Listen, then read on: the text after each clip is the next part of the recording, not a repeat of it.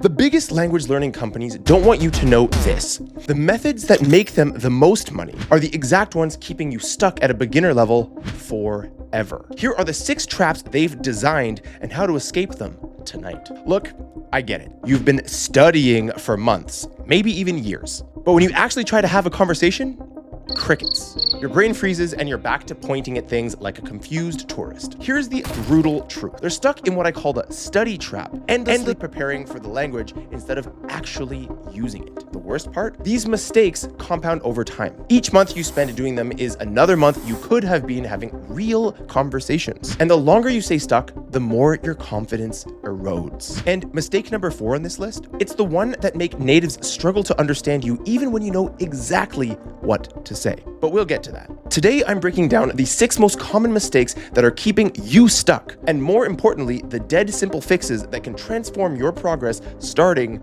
tonight. First up, we have watching shows with mother tongue subtitles. Your brain is lazy. It takes the path of least resistance. When those English subtitles pop up, your brain says, "Cool, I can read this," and completely ignores the spoken language. You're essentially watching a silent movie with audio decoration. You're getting 0 listening practice while convincing yourself you're studying. But here's what's really happening neurologically. Your brain is creating a dependency on written text to understand spoken language. You're actually training yourself to need subtitles and not to understand the speech itself.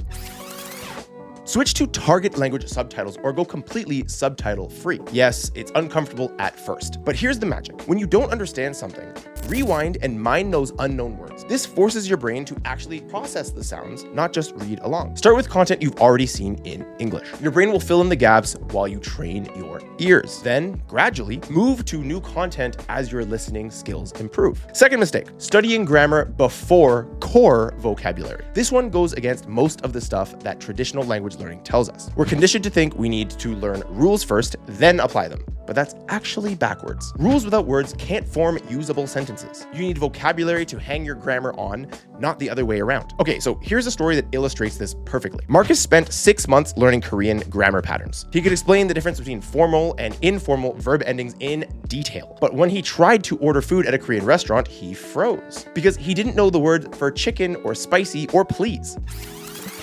Nail your first 800 to 1,000 high-frequency words. These are the building blocks of every single conversation that you're going to have. Trust me, grammar makes way more sense when you already know the words. Use frequency lists, not random vocabulary sets. The top 1,000 words in any language account for about 80% of daily conversation. Master these and you'll have a functional foundation for everything else. Third, forcing yourself through boring drills. Conjugation tables, repetitive grammar exercises, mind-numbing vocabulary lists. If you're miserable, you'll quit before seeing results.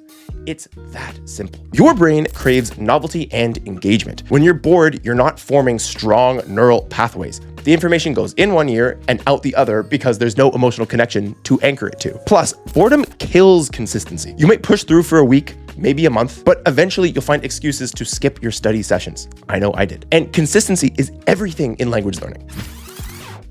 Timed speaking challenges, story building games, live conversation practice. Turn vocabulary review into a race against the clock. Create scenarios where you have to use your target language to solve problems. Look, if you make it fun, you will actually stick with it. Fourth, and this is actually the one that I mentioned earlier, ignoring pronunciation. You could know 10,000 words in your target language, but if natives struggle to decode what you're saying, conversations collapse. But here is the harsh reality. Native speakers will unconsciously judge your language ability based on pronunciation in the first 30 seconds of your conversation. Whether it's fair or not is really not that important. It's human nature. Clear pronunciation opens doors for you. But here's what most people get wrong about pronunciation. You don't need to actually sound like a native. You just need to be understood.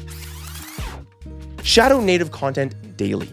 Put on headphones, play native content, and repeat everything that you hear. I'm talking sounds, rhythm, intonation. You're not aiming for perfect, again, you're aiming for clear. Focus on the sounds that don't exist in your native language. These are your biggest stumbling blocks. Spend 10 minutes a day drilling these specific sounds until they become automatic. I promise you, if you dedicate the time, results will come. Fifth mistake, studying only with gamified applications. Don't get me wrong, I'm not totally anti-app or anything, but here's what most people don't realize about these colorful, streak-obsessed platforms. Many apps optimize for dopamine hits, not for deep learning. They're designed to make you feel productive while keeping you at a beginner level forever. The app companies have a business incentive to keep you engaged, not to make you fluent. If you became fluent too quickly, you'd cancel your subscription, right? Think about it. Have you ever actually met someone who became fluent exclusively using an app? Well, neither have I. And I've worked with thousands of students. Apps are tools, not necessarily solutions. Use them to get your brain in language mode, then schedule tougher input and output sessions afterward. Real progress happens outside of the app. Sixth and final mistake, leaning on textbook vocabulary lists. Those lists are often outdated and packed with low-frequency words that clog your memory. Why are you learning the word for typewriter when you haven't mastered because? Textbooks are written by committees, not by people who actually use the language daily. The result? You end up knowing archaic words that natives rarely use. Plus, textbook vocabulary is presented in isolation without context. Your brain struggles to remember words that aren't connected to meaningful experiences or stories. Mine vocabulary from real media. I'm talking podcasts, movies, conversations. Prioritize words you hear repeatedly in context. This is how you build a vocabulary that actually serves you in the real world. This creates rich, memorable associations that actually stick. Here is your action step. Audit your routine tonight. Pick at least one habit from this list that you're guilty of, drop it, and apply the fix that I gave you. I guarantee that you will see your language learning progress jump this week. The difference between struggling learners and successful ones isn't talent. It's strategy. You now have this strategy. The question is, will you actually use it? And if you're tired of being stuck in tutorial hell while others are actually having conversations, thousands of my students have already cracked the code with my complete system.